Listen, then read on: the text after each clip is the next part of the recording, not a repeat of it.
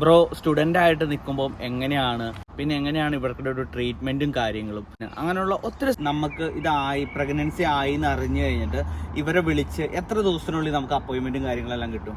സത്യം ഓരോ ഫ്ലൈറ്റിൻ്റെ കമ്പനിയുടെ ഡിപ്പെൻഡ് ചെയ്താണ് നമുക്ക് അവരുടെ പോളിസി ഡിപ്പെൻഡ് ചെയ്താണ് പ്രഗ്നൻസി ടൈമിൽ ഏത് പീരീഡ് വരുന്നത്. പിന്നെ എങ്ങനെയാണ് യൂണിവേഴ്സിറ്റി എന്നുള്ള ഒരു സപ്പോർട്ടും കാര്യങ്ങളും? എന്താണെന്ന് വെച്ചാൽ പല സ്റ്റുഡൻസും ഭയങ്കരമായിട്ട് ടെൻഷൻ അടിക്കുന്നുണ്ട്, ഞങ്ങളിത് അബോർഷൻ ചെയ്യണോ, അല്ലെങ്കിൽ ഇതെങ്ങനെ എഡ്യൂക്കേഷനുമായിട്ട് എങ്ങനെ പോകാൻ പറ്റും പറയണ പോലെ. എന്നെ സംബന്ധിച്ചോളം എന്നോട് ചോദിക്കുവാണ്, നാട്ടിലാണോ ഇവിടെയാണോ പ്രഗ്നൻസി നല്ലതെന്ന് ചോദിച്ചാൽ ഞാൻ ഇവിടെയാണെന്നാ പറയുള്ളൂ. എന്താണെന്ന് വെച്ചാൽ നമ്മുടെ നാട്ടിൽ ഈ നാട്ടുകാരും ഈ ആൾക്കാരും വന്ന് പല അഭിപ്രായങ്ങൾ പറയും. ഇവിടെ ആ അഭിപ്രായങ്ങൾ കുറവാണ്. വയറ് കുന്തിച്ചിരിക്കുകയാണ്, മുഴച്ചിരിക്കുകയാണ്, അങ്ങോട്ടിരിക്കുകയാണ്, ഇറങ്ങിയിരിക്കുകയാണ്, കയറിയിരിക്കും. പടച്ചോൻ കാത്ത് ഈ ഒരു ഡെലിവറിക്ക് അത് കേൾക്കാത്തതുകൊണ്ട് തന്നെ നല്ല സമാധാനം ഉണ്ടായിരുന്നു. നമുക്ക് സത്യം പറഞ്ഞാൽ അസുഖങ്ങളൊന്നും ഇല്ലെങ്കിലും ഉണ്ടല്ലോ, ഈ കാണാൻ വന്നവർ നമ്മളെ വലിയൊരു രോഗിയാക്കി കളയും. അതിവിടെ ഇല്ലായിരുന്നു. എന്താണെന്ന് വെച്ചാൽ ഇവിടെ ഇപ്പം ഞങ്ങളുടെ ബാച്ചിലുള്ളവരൊക്കെ തന്നെയാണെങ്കിൽ എല്ലാം ഒരു 25-നും 28-നും ഇടയ്ക്കുള്ളവർ. അപ്പോൾ ആർക്കും ഇതിനെപ്പറ്റി വലിയ അറിവില്ലാത്തതുകൊണ്ട് ഞങ്ങൾ രക്ഷപ്പെട്ടു. നമ്മൾ ഈ ഒത്തിരി അറിവുള്ളവർക്കൊപ്പം നിൽക്കുമ്പോഴാണ് നമ്മൾ പേടിക്കേണ്ടത്. ഞാനിന്ന് ചെയ്യാൻ പോണത് എന്താണെന്ന് വെച്ച് കഴിഞ്ഞാൽ, എൻ്റെ ഒപ്പം എൻ്റെ വൈഫുണ്ട്. അപ്പോൾ വൈഫ് അവൾക്കിടെ ആ സ്റ്റാർട്ടിങ് മുതൽ 9th മന്ത് വരെയുള്ള ആ ഒരു ഡ്യൂറേഷൻ, ആ ഒരു 37 ആഴ്ചയുടെ ഒരു സ്റ്റോറി ഇന്ന് അവൾ കറക്റ്റായിട്ട് പറയണമായിരിക്കും. അപ്പം അതിൻ്റെ ഇടയ്ക്ക് എന്നോട് ചോദിച്ച കുറച്ച് ഡൗട്ട്സ് ഉണ്ട്. അതായത് എൻ്റെ സബ്സ്ക്രൈബേഴ്സ് കമൻറ്റിൽ കുറച്ച് ഡൗട്ട് ചോദിച്ചിട്ടുണ്ട്, അതും ഞാൻ ചോദിക്കണമായിരിക്കും. ഫസ്റ്റ് നമ്മളിപ്പം വീട്ടിൽ തന്നെ ടെസ്റ്റ് ചെയ്തു, അങ്ങനെ അറിഞ്ഞു. അത് കഴിഞ്ഞിട്ട് ഞാൻ ചെയ്തത് എന്താണെന്ന് വെച്ചാൽ, നമുക്ക് SHUന് അതായത് ഓരോ യൂണിവേഴ്സിറ്റിക്കും അവരുടേതായ സ്റ്റുഡൻറ്റ് ഹെൽത്ത് കാണും. അപ്പം നമുക്ക് ഓൾറെഡി അവരുടെ ആക്സസും ഉണ്ട്, നമ്പറും ഉണ്ട്. അപ്പം ഞാൻ ചെയ്തത് എന്താണെന്ന് വെച്ചാൽ, ആദ്യം നമ്മളിത് അറിഞ്ഞു കഴിഞ്ഞപ്പോൾ സ്റ്റുഡൻറ്റ് ഹെൽത്തിലോട്ട് വിളിച്ചിട്ട് നമ്മൾ ഈ സംഭവം ഇതാണെന്ന് പറഞ്ഞു. അപ്പോൾ അവർ നമുക്ക് വേറെ 2 ടീമിലോട്ട് നമുക്ക് നമ്പർ തരും. അതായത് ഏത് സ്റ്റുഡൻറ്റ് ഹെൽത്ത് നമ്മൾ ഏത് യൂണിവേഴ്സിറ്റിയിലാണോ ആ യൂണിവേഴ്സിറ്റിയുടെ കീഴിലുള്ള NHSൻ്റെ ഒരു മെഡിക്കൽ ടീമിലോട്ട് ഉള്ള നമ്പർ തരും. എന്നിട്ട് അവർ ത്രൂ ആണ് ബാക്കി നമ്മുടെ പ്രൊസീഡിങ്സ് എല്ലാം നടക്കുന്നത്. അപ്പം അവരെ നമ്മൾ വിളിച്ചു കഴിയുമ്പോൾ നമ്മുടെ കാര്യങ്ങളെല്ലാം അവർ ചോദിക്കും. ഏകദേശം ഡ്യൂ ഡേറ്റും കാര്യങ്ങളും എല്ലാം ചോദിച്ചിട്ട് അവർ നമുക്കൊരു അപ്പോയിൻമെൻറ്റ് അവിടുന്ന് തന്നെ ഫിക്സ് ചെയ്ത് തരുക ചെയ്യുന്നത്, ഡയറക്റ്റ് മീറ്റ് ചെയ്യാനായിട്ടുള്ള. നമുക്ക് ഇതായി പ്രഗ്നൻസി ആയി എന്ന് അറിഞ്ഞു കഴിഞ്ഞിട്ട് ഇവരെ വിളിച്ച് എത്ര ദിവസത്തിനുള്ളിൽ നമുക്ക് അപ്പോയിൻമെൻറ്റും കാര്യങ്ങളെല്ലാം കിട്ടും? സത്യം പറഞ്ഞാൽ ബാക്കി എല്ലാത്തിനും എനിക്കറിയില്ല. പക്ഷേ നമ്മൾ പ്രഗ്നൻസിയുടെ ആയതുകൊണ്ടാണെന്ന് തോന്നുന്നു വളരെ സ്പീഡപ്പായിരുന്നു കാര്യങ്ങളൊക്കെ. കാര്യം ഫസ്റ്റ് നമ്മൾ പറഞ്ഞു കഴിയുമ്പോൾ നമുക്കറിയില്ലല്ലോ എത്രയായി എന്താണെന്നും കാര്യങ്ങളൊന്നും. അപ്പം ഫസ്റ്റ് എന്ന് പറഞ്ഞാൽ അവർ ഒരു 3 ദിവസം കഴിഞ്ഞിട്ട് നമ്മളെ ഇങ്ങോട്ട് തിരിച്ചു വിളിക്കും. സ്റ്റുഡൻറ്റ് ഹെൽത്തിൽ നിന്ന് തന്നെ തിരിച്ച് വിളിച്ചേച്ച് കാര്യം നമ്മുടെ കുറച്ച് ഡീറ്റെയിൽസ് ഒക്കെ ചോദിക്കും. എല്ലാ കാര്യങ്ങളും ഡേറ്റും കാര്യങ്ങളും അങ്ങനെ കുറച്ച് കാര്യങ്ങൾ നമ്മൾ പേഴ്സണൽ ആയിട്ടുള്ള ഡീറ്റെയിൽസും എല്ലാം ചോദിച്ചു കഴിഞ്ഞിട്ട് ഒരു 2 ആഴ്ചയ്ക്കുള്ളിൽ ഫസ്റ്റ് അപ്പോയിൻമെൻറ്റ് അവർ ഇഷ്യൂ ചെയ്യുക ചെയ്തത്. വളരെ സ്പീഡപ്പായിരുന്നു കാര്യങ്ങളൊക്കെ ബാക്കി മെഡിക്കൽ ടീമിനെ വെച്ച് നോക്കും. ഓക്കെ, ഫസ്റ്റ് അപ്പോയിൻമെൻറ്റിന് പോയപ്പം അവരെന്തൊക്കെയാണ് നോക്കിയത്? ഫസ്റ്റ് അപ്പോയിൻമെൻറ്റ് ജസ്റ്റ് ഓറലായിട്ടാണ്, ചെക്കപ്പും കാര്യങ്ങളും ഒന്നുമില്ല. ജസ്റ്റ് ഓറലായിട്ട് നമ്മളോട് കുറേ കാര്യങ്ങൾ നമ്മുടെ ഈ പറഞ്ഞ പോലെ പേഴ്സണലായിട്ടുള്ള കുറച്ച് ഡീറ്റെയിൽസും ഡേറ്റും കാര്യങ്ങളും അങ്ങനത്തെയൊക്കെ ചോദിച്ചു. അത് കഴിഞ്ഞിട്ട് അവർ ചെയ്യുന്നത് എന്താണെന്ന് വെച്ചാൽ, നമുക്ക് ഒരു മെഡിക്കൽ ബുക്ക് തരുക ചെയ്യുന്നത്. ആ ബുക്ക് നമ്മൾ ത്രൂ ഔട്ട് നമ്മുടെ പ്രഗ്നൻസിക്ക് ശേഷവും നമ്മൾ യൂസ് ചെയ്യേണ്ട ഒരു ബുക്കായിട്ട് അതിൻ്റെ അകത്ത് ഫുൾ ഡീറ്റെയിൽസ് കാണും. നമ്മൾ എന്തെങ്കിലും ഒരു പ്രശ്നം ഉണ്ടെങ്കിൽ ആരെ വിളിക്കണം, അങ്ങനത്തെ കാര്യങ്ങൾ. പിന്നെ പ്രഗ്നൻസിയിൽ ത്രൂ ഔട്ട് നമ്മൾ ചെയ്യേണ്ട കാര്യങ്ങൾ, എക്സസൈസ്, ഡയറ്റ്, അതിനെ പറ്റിയിട്ട് തുടക്കമേ നമുക്ക് ആ ബുക്കിൽ നമ്മുടെ പേര് ഇൻക്ലൂഡ് ചെയ്ത് നമുക്കൊരു ഹോസ്പിറ്റൽ നമ്പർ നമുക്ക് കൺഫേം ചെയ്തു തരും. പിന്നെ നമ്മൾ മുന്നോട്ടുള്ള പ്രൊസീഡിങ്സിലെല്ലാം ഈ ഹോസ്പിറ്റൽ നമ്പർ വെച്ചിട്ടാണ് നമ്മൾ അവരെ വിളിക്കേണ്ടത്. ഇങ്ങനെ ഫസ്റ്റ് മാസത്തെ ചെക്കിങ്ങിന് പോയി കഴിഞ്ഞപ്പം എങ്ങനെയായിരുന്നു ഒരു ഫീലിംഗ് എന്ന് വെച്ചാൽ, നമ്മളിപ്പം നാട്ടിലത്തെ വെച്ച് കമ്പയർ ചെയ്ത് പറയുവാണെങ്കിൽ ഇപ്പം നമുക്ക് ആരെങ്കിലുമൊക്കെ കൂടെ കാണും നമുക്ക് ചെക്കപ്പിനൊക്കെ പോകുമ്പോൾ. ഇപ്പം എൻ്റെ കേസിലെന്ന് വെച്ചാൽ ഇതുപോലെ ആ വർക്കിന് പോകുന്നു. അപ്പം നമ്മൾ ഒറ്റയ്ക്കാണ് പോയത്. കാര്യം ടെൻഷൻ നല്ല പോലെ ഉണ്ടായിരുന്നു. എന്താ അവിടെ പോയി പറയേണ്ടി, എങ്ങനെ അപ്രോച്ച് ചെയ്യേണ്ടത്, അതൊന്നും നമുക്കറിയില്ല. പക്ഷേ വളരെ ഫ്രണ്ട്ലി ആയിരുന്നു. കാര്യം ഞാൻ കുറേ കഥകൾ കേട്ടിട്ടുണ്ട്. കാര്യം പല കേസുകളും പ്രഗ്നൻസി അല്ല, പല വേറെ കേസുകളുടെയും കഥകൾ കേട്ടിട്ടുണ്ട്. ഭയങ്കര പാടാണ് അപ്പോയിൻമെൻറ്റ്, അവിടെ പോയി കുറേ നേരം ഇരിക്കണം, അങ്ങനത്തെ ഒരു സെറ്റപ്പൊക്കെയാണ് കേട്ടിട്ടുള്ളത്. പക്ഷേ ഇതെന്ന് വെച്ചാൽ നമ്മളവിടെ ചെന്നു, ഞാൻ എൻ്റെ ഡീറ്റെയിൽസും കാര്യങ്ങളും പറഞ്ഞു, നമ്മുടെ NHS നമ്പർ, ജസ്റ്റ് നമ്മുടെ ഡേറ്റ് ഓഫ് ബർത്തും കാര്യങ്ങളും പറഞ്ഞു കഴിയുമ്പോൾ തന്നെ അവർ അതെല്ലാം കമ്പ്യൂട്ടറിൽ നോക്കുമ്പോൾ ഓൾറെഡി നമ്മളവിടെ ഒരു ഹോസ്പിറ്റൽ നമ്പറിൽ നമ്മൾ ആക്റ്റീവാണ്. കാര്യം നമ്മൾ ഓൾറെഡി വിളിച്ച് പറഞ്ഞുല്ലോ അവരെ. അത് കഴിയുമ്പോൾ ഒരു അരമണിക്കൂർ, മാക്സിമം അരമണിക്കൂർ ഡിലേ ഉണ്ടായുള്ളൂ. നമ്മൾ മിഡ് വൈഫിനെയാണ് നമ്മൾ കാണുന്നത് ഇവിടെ കംപ്ലീറ്റ് ത്രൂ ഔട്ട് പ്രഗ്നൻസി. എന്തെങ്കിലും കോംപ്ലിക്കേഷൻ ഉണ്ടെങ്കിൽ മാത്രമാണ് ഡോക്ടറെ കാണാമെന്നവർ നമ്മൾ ഫസ്റ്റ് ചെക്കപ്പിന് ചെല്ലുമ്പോൾ നമ്മളോട് ഫുൾ ഡീറ്റെയിൽസ് പറയും. നമുക്കൊരു കോൺഫിഡൻസ് തരുന്ന രീതിയിലാണ് അവരുടെ സംസാരവും അപ്രോച്ചും എല്ലാം. പിന്നെ ശരിക്കും 3-ാം മാസം സ്കാനിങ്ങും കാര്യങ്ങളെല്ലാം ഉണ്ടായിരുന്നു. കമ്പയറിങ് ടു നമ്മുടെ ഇന്ത്യനെ അല്ലെങ്കിൽ നമ്മുടെ നാട്ടിലെ വെച്ച് കമ്പയർ ചെയ്യുകയാണെങ്കിൽ ഫസ്റ്റ് എനിക്കൊരു ചൈൽഡ് ഉണ്ടാവുകൊണ്ട് എനിക്കറിയാം അതിൻ്റെ കാര്യങ്ങളൊക്കെ. അവിടെ എന്ന് വെച്ചാൽ എന്താണ്, ഫസ്റ്റ് മന്ത് മുതൽ നമുക്ക് സ്കാനിങ് കണ്ടിന്യൂസ് അവർ പറഞ്ഞുകൊണ്ടിരിക്കും. പക്ഷേ ഇവിടുത്തെ ഒരു കാര്യം എന്ന് വെച്ചാൽ റെഗുലറായിട്ട് ഇൻ്റർവെല്ലിൽ മാത്രമേ സ്കാനിങ് കാണുള്ളൂ. എനിക്കിവിടെ 3-ാം മാസത്തിൽ ഒരു സ്കാനിങ് ഉണ്ടായിരുന്നു, പിന്നെ അനോമാലി സ്കാനിങ് 5-ാം മാസത്തിൽ, പിന്നെ എന്തെങ്കിലും കോംപ്ലിക്കേഷൻ ഉണ്ടെങ്കിൽ മാത്രമേ സ്കാനിങ് ഉള്ളൂ. ശരിക്കും അപ്പോൾ ത്രൂ ഔട്ട് ഈ പ്രഗ്നൻസി ടൈമിൽ ആകെ 2 സ്കാനിങ് ഉണ്ടായിട്ടുള്ളൂ എനിക്ക്. അതാണ്. ശരിക്കും നാട്ടിലായിരുന്നെങ്കിലോ?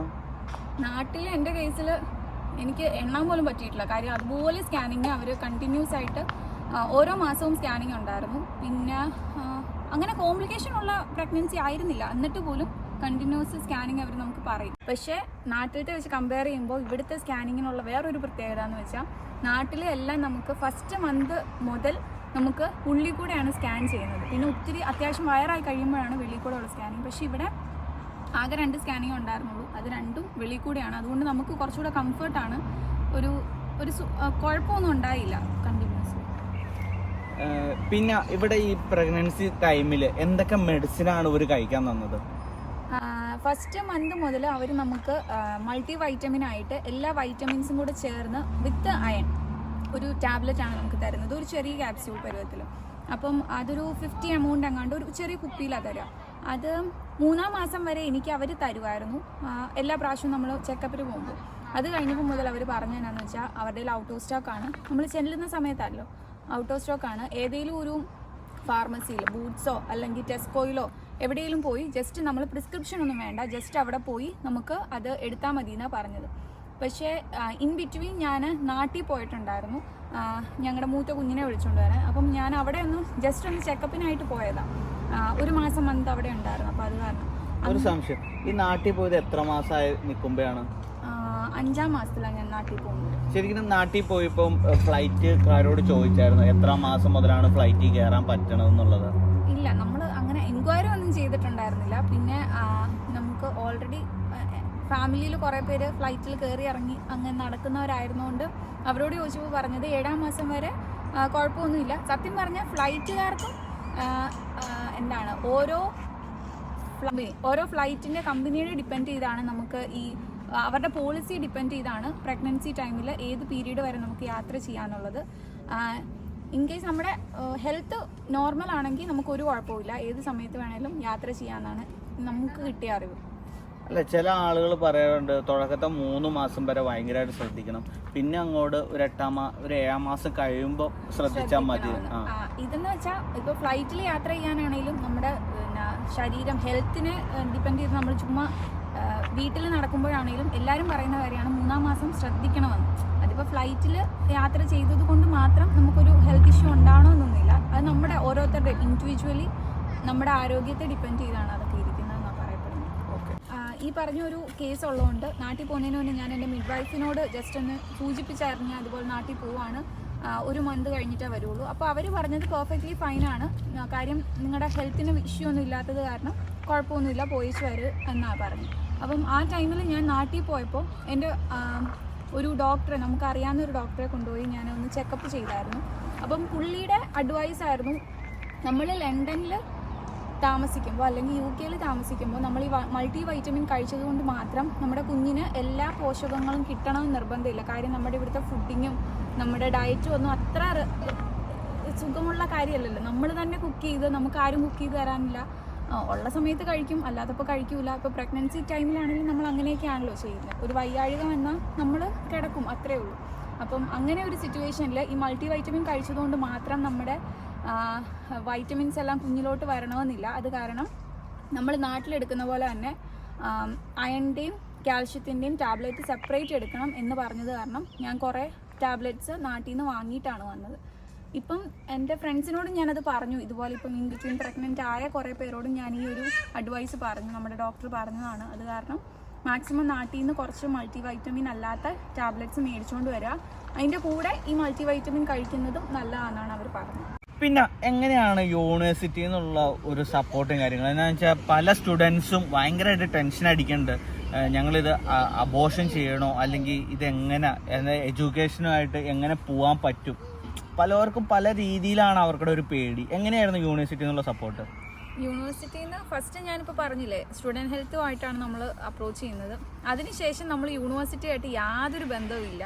നമ്മൾ ഫുള്ള് യൂണിവേഴ്സിറ്റിയുടെ കീഴിലുള്ള ഏതെങ്കിലും ഒരു NHSൻ്റെ അപ്പോയിൻമെൻറ്റ് സെൻറ്ററുമായിട്ടാണ് നമ്മൾ ഫുള്ള് ഡീൽ ചെയ്യുന്നത്. എൻ്റേത് പോർട്ടർ ബ്രൂക്ക് എന്ന് പറയുന്ന ഒരു സെൻറ്ററിലായിരുന്നു അപ്പോയിൻമെൻറ്റും കാര്യങ്ങളും എല്ലാം. പിന്നെ നമ്മൾ യൂണിവേഴ്സിറ്റീനെ യാതൊരു രീതിയിലും ബന്ധപ്പെടുന്നില്ല. ഇൻ ബിറ്റ്വീൻ നമുക്ക് ഈ സമയത്ത് എന്തെങ്കിലുമൊക്കെ ഇഷ്യൂസ്, അതായത് നമുക്കിപ്പം എക്സാം ഉണ്ട്, എക്സാം എഴുതാൻ പറ്റണില്ല, അല്ലെങ്കിൽ എന്തെങ്കിലും നമുക്ക് ഹെൽത്ത് ഇഷ്യൂസ് ഉണ്ടെന്ന് ഉള്ള സമയത്ത് നമുക്ക് ക്ലാസ് നടക്കുന്നുണ്ട്, നമുക്ക് പോകാൻ പറ്റണില്ല, അങ്ങനെയൊക്കെ വരുന്ന കണ്ടീഷനിൽ മാത്രമാണ് എന്തെങ്കിലും നമുക്ക് എൻക്വയറീസ് വല്ലതും ഉണ്ടെങ്കിൽ അല്ലെങ്കിൽ നമുക്ക് എന്തെങ്കിലും ഒരു കൺസെഷൻ വേണമെന്നുണ്ടെങ്കിൽ നമ്മൾ ഡീൽ ചെയ്യുന്നത് നമ്മുടെ ഫസ്റ്റ് കോഴ്സ് ലീഡർക്ക് മെയിൽ അയച്ചാണ് ഞാൻ ഫുള്ള് സംസാരിച്ചത്. അപ്പം കോഴ്സ് ലീഡർ നമുക്ക് ഏതാണ് റെസ്പെക്റ്റീവ് ആയിട്ടുള്ള മെയിൽ ID തരും, അവരുമായിട്ട് സംസാരിച്ചാൽ മതി എന്നും പറഞ്ഞ്. അങ്ങനെ നമുക്ക് എന്തെങ്കിലും ഇഷ്യൂസ് ക്ലാസ്സിന് പോകാൻ പറ്റാതെയോ വല്ലതും വരുവാണെങ്കിൽ അതിനുള്ള റെമഡി അവർ നമുക്ക് പറഞ്ഞു തരും. അപ്പം ഞാൻ ഫസ്റ്റ് എൻ്റെ ഇഷ്യൂ എന്ന് വെച്ചാൽ നാട്ടിൽ പൊക്കോട്ടെ, അതായത് ആ സമയത്ത് എനിക്ക് പ്ലേസ്മെൻ്റ് ആണ്, ഞാൻ നാട്ടിൽ പോയി ഡെലിവറി കഴിഞ്ഞിട്ട് തിരിച്ച് വന്നാൽ മതിയോ, അങ്ങനെ ഒരു ചോദ്യമാണ് ഞാൻ ചോദിച്ചത്. പക്ഷേ ഇവിടുത്തെ സംഭവം എന്ന് വെച്ചാൽ 2 ആഴ്ച 2 to 4 വീക്സ് മാത്രമാണ് നമുക്ക് ഇവർ ലീവ് തരുന്നത്. പ്രഗ്നൻസി എന്നുള്ള, അതായത് മെറ്റേണിറ്റി ലീവ് എന്ന് പറഞ്ഞിട്ടൊരു കൺസെഷൻ തരുന്നത് 2 to 4 വീക്സ് മാത്രമാണ്. അപ്പോൾ ആ സമയത്ത് നമ്മൾ നാട്ടിൽ പോയി തിരിച്ചു വരിക എന്ന് പറയുന്നത് പ്രാക്ടിക്കലി പോസിബിൾ അല്ല. 9ാം മാസത്തിൽ നമുക്ക് ഫ്ലൈറ്റിൽ കയറുന്നതും എല്ലാം ഇഷ്യൂ ആയതുകൊണ്ട് ഞാൻ പിന്നെ ഡെലിവറി ഇവിടെ തന്നെ ആക്കിയേക്കാം എന്നൊരു തീരുമാനത്തിലോട്ട് എത്തുക ചെയ്തു. ഒത്തിരി ഞാൻ റിക്വസ്റ്റ് ചെയ്ത് നോക്കി, പക്ഷേ അവർ പറഞ്ഞത് എന്താണെന്ന് വെച്ചാൽ 4 ആഴ്ചയിൽ കൂടുതൽ നിങ്ങൾ ലീവ് എടുക്കണമെന്ന് നിങ്ങൾക്ക് താല്പര്യം ഉണ്ടെങ്കിൽ നമ്മൾ BRP ക്യാൻസലാവും, നമ്മുടെ വിസ ക്യാൻസലാവും, നമ്മുടെ കീഴിൽ ആരെങ്കിലും ഡിപ്പെൻഡൻസ് വന്നിട്ടുണ്ടെങ്കിൽ അവരുടെയും കൂടെ വിസ ക്യാൻസലായി നിങ്ങൾ നാട്ടിൽ പോയി പിന്നെ റീ ആയിട്ട് നമ്മൾ എഡ്യൂക്കേഷൻ നമ്മൾ നമ്മുടെ സ്റ്റഡീസ് നമ്മൾ സ്റ്റാർട്ട് ചെയ്യേണ്ടി വരും, അങ്ങനെയാണ് പറഞ്ഞത്. അപ്പോൾ അതുകൊണ്ട് ഞാൻ പിന്നെ ഇവിടെ തന്നെ ഡെലിവറിയും ഇവിടെ തന്നെ ആക്കിയേക്കാം എന്നൊരു തീരുമാനത്തിലോട്ട് വരിക ചെയ്തത്.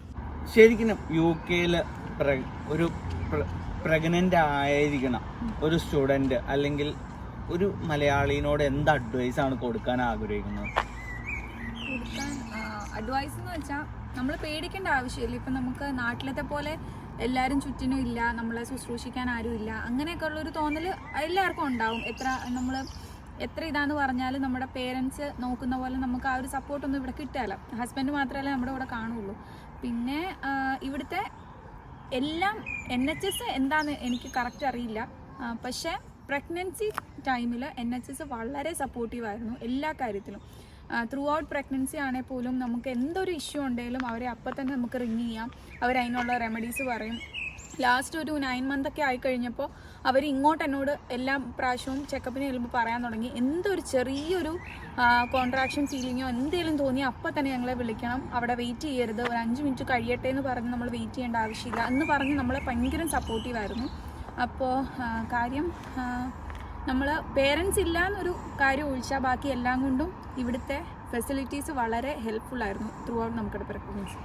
ഞങ്ങളിപ്പം സത്യം പറഞ്ഞാൽ പേരൻസിനെ നാട്ടിൽ നിന്ന് വരുത്താനുള്ള കാര്യങ്ങളൊക്കെ അവരോട് ഞാൻ സംസാരിച്ചിട്ടുണ്ടായിരുന്നു. അപ്പോൾ അവരിങ്ങോട്ടാണ് എന്നോട് പറഞ്ഞത്, വിസയ്ക്ക് വെക്കുമ്പോൾ നിങ്ങളൊരു പേപ്പർ ഞങ്ങൾ തരാം ഡോക്ടറുടെ സീലോട് കൂടി. നമ്മൾ ഡോക്ടറെ ഒരിക്കലും ഞാൻ മീറ്റപ്പ് ചെയ്തിട്ടില്ല ഇന്ന് വരെ, എൻ്റെ പ്രഗ്നൻസിയിൽ ത്രൂ ഔട്ട് ഞാൻ മീറ്റ് ചെയ്തിട്ടില്ല. പക്ഷേ ഡോക്ടറുടെ സീലോട് കൂടി അവരൊരു ഇൻവിറ്റേഷൻ ലെറ്റർ പോലെ തരാം. അതായത് പോസ്റ്റ് പ്രഗ്നൻസി ടൈമിൽ എനിക്ക് പേരൻസിൻ്റെ സപ്പോർട്ട് ഉണ്ടെങ്കിൽ വളരെ നന്നായിരിക്കും, കുഞ്ഞിനെ നോക്കാനും നന്നായിരിക്കും, ആ ഒരു കാര്യം പറഞ്ഞ് അവരൊരു ലെറ്റർ തരാം. അതുകൂടെ വെക്കുവാണെങ്കിൽ നിങ്ങൾക്ക് വിസയ്ക്ക് കുറച്ചുകൂടെ ഹെൽപ്ഫുൾ ആയിരിക്കും എന്ന് അവരിങ്ങോട്ടാണ് എന്നോട് കാര്യങ്ങളൊക്കെ പറഞ്ഞത്. അപ്പോൾ അതുപോലെ നമ്മൾ അവരുമായിട്ട് അപ്രോച്ച് ചെയ്താൽ അത്ര ഫ്രണ്ട്ലിയാണ് അവർ എല്ലാ കാര്യത്തിലും എന്ന് വെച്ച് കഴിഞ്ഞാൽ. പിന്നെ നമ്മളിവിടെ കാണുന്ന വേറൊരു സംഭവം എന്ന് വെച്ച് കഴിഞ്ഞാൽ, അതായത് മിഡ് വൈഫ് നമുക്ക് എത്രാം മാസത്തിലാന്ന് വന്നാൽ 35 വീക്സ് കഴിയുമ്പോൾ 35 വീക്സ് കഴിയുമ്പോൾ നമ്മുടെ വീട്ടിലൊരു ഒരു ഇൻസ്പെക്ഷൻ രീതിയിൽ വരും. അത് ഈ ആളുകൾ പറയണ പോലെ ഒത്തിരി പേടിക്കാനോ കാര്യങ്ങളോ ഒന്നും ഇല്ല കേട്ടോ. അവർ ജസ്റ്റ് ഒന്ന് വന്ന് നമ്മുടെ റൂം ഓക്കെ ആണോ, പിന്നെ ഇനി ന്യൂ ബേബിക്ക് വേണ്ടി അതായത് ന്യൂ ബോൺ ബേബിക്ക് വേണ്ടിയുള്ള കുറച്ച് സംഭവങ്ങൾ, ക്രിബ് വേണം, പിന്നെ കാറിലെടുക്കാനുള്ള ഒരു സീറ്റ് വേണം, പിന്നെ ഡ്രസ്സ് വേണം അത്യാവശ്യം, അങ്ങനെയുള്ള കുറച്ച് ഇൻഫർമേഷൻ പറയാനും നമ്മുടെ അറ്റ്മോസ്ഫിയർ ഒക്കെ ഒന്ന് ചെക്ക് ചെയ്യാനുമായിട്ടാണ് അവർ വരുന്നത്. നമുക്ക് കുഞ്ഞിനെ താമസിപ്പിക്കാൻ പറ്റുന്ന ഒരു കണ്ടീഷനാണോ, പിന്നെന്താണ് ഇവിടെ ഒരു സംഭവം എന്ന് വെച്ചാൽ നാട്ടിലത്തെ വെച്ച് നോക്കുമ്പോൾ ഒരു വ്യത്യസ്തമായിട്ട് എനിക്ക് തോന്നിയൊരു സാധനം കാർബൺ മോണോക്സൈഡ് ടെസ്റ്റിംഗ് ഉണ്ട്. അതായത് സ്മോക്കിങ് ഇവിടെ എല്ലാവരും തന്നെ ചെയ്യുന്ന ഒരു കാര്യമാണല്ലോ. നമ്മൾ എത്ര സ്മോക്ക് ചെയ്യാത്തവരാണെന്ന് പറഞ്ഞാലും ഇവിടുത്തെ പൊടിയും അതുമൊക്കെ കാരണം നമുക്ക് ഒരു കാർബൺ മോണോക്സൈഡ് ഇൻടേക്ക് എത്രത്തോളം നമുക്ക് ഉണ്ടെന്ന് അറിയാനായിട്ട് ഒരു ടെസ്റ്റ് ഉണ്ടായിരുന്നു. അപ്പം അത് നമ്മുടെ വീട്ടിൽ വന്നിട്ടും നമ്മളെ കൊണ്ട് ചെയ്യിപ്പിക്കും. അപ്പം നമുക്ക് അറിയാൻ പറ്റും ഈ ബോയിലറിൽ നിന്ന് വല്ലതും വരുന്ന കാർബൺ മോണോക്സൈഡ് നമ്മുടെ ഉള്ളിലോട്ട് വരുന്നുണ്ടോ, നമുക്കോ അല്ലെങ്കിൽ നമ്മുടെ കുഞ്ഞിനോ അത് അഫക്റ്റ് ചെയ്യുന്നുണ്ടോ എന്നൊക്കെ അറിയാനായിട്ടും കൂടിയാണ് അവർ ഹോം വിസിറ്റ് എന്ന് പറഞ്ഞിട്ട് ഒരു സെക്ഷൻ വെക്കുന്നത് 35 വീക്സ് കഴിയുമ്പോൾ പ്രഗ്നൻസിയിൽ. ശരിക്കും അതിൽ നമുക്ക് കുറച്ച് കൂടുതലല്ല കാണിച്ചത്. കാര്യം നമ്മുടെ അവിടെ സ്മോക്ക് ചെയ്യണ ആരും ഇല്ല, എന്നിട്ട് പോലും അത് കുറച്ച് ഹൈ ആണ് കാണിച്ചത്. അത് എന്തുകൊണ്ടായിരുന്നു? അവർ പറഞ്ഞത് നമ്മുടെ ഒന്നെങ്കിൽ ബോയിലറിൽ നിന്ന് വരുന്ന സ്മോക്കിൻ്റെ ആകാം ആന്നാണ് പറഞ്ഞത്. പക്ഷേ വീട്ടിൽ വന്ന് ടെസ്റ്റ് ചെയ്തപ്പോഴും കുറച്ച് ലെവൽ മുകളിലായിരുന്നു. അപ്പോൾ അവർ പറഞ്ഞു കുഴപ്പമൊന്നുമില്ല, പക്ഷേ നമ്മളിത് പിന്നെയും ചെക്ക് ചെയ്തോണ്ടിരിക്കണം.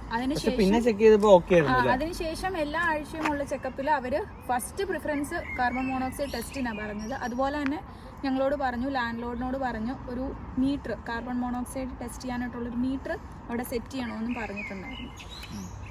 ഗൈസ്, അപ്പോൾ നമ്മൾ മാക്സിമം പറയിപ്പിച്ചിട്ടുണ്ട്. അത് വേറെ ആരുമല്ല, എൻ്റെ വൈഫ് തന്നെയാട്ടോ.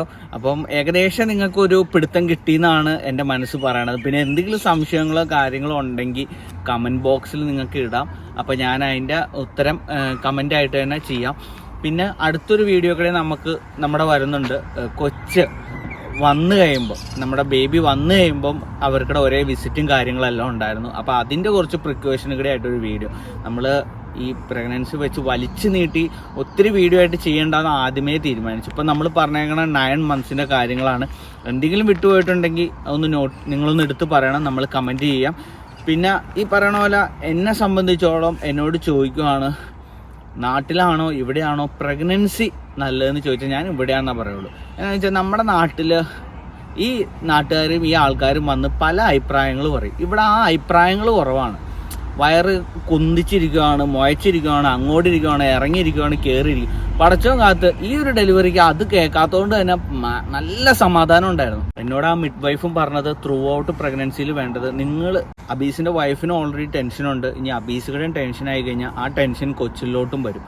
അപ്പം എന്തോരം കൂളായിട്ടിരിക്കാൻ പറ്റുമോ അത്രയും കൂളായിട്ടിരിക്കും. ഇത് ഒരു വയറിൻ്റെ അകത്ത് നമ്മുടെ കൺട്രോളിൽ നിൽക്കുന്ന കാര്യമല്ല. അപ്പം നമ്മൾ എന്തോരത്തോളം സന്തോഷം കൊടുക്കാൻ പറ്റുമോ അത്രത്തോളം സന്തോഷം കൊടുത്ത് നല്ല ഫുഡ് കഴിച്ച് നല്ല ഒരു കൂൾ മൈൻഡിൽ ഇരിക്കുക എന്നുള്ളത് മാത്രമേ ഉള്ളൂ.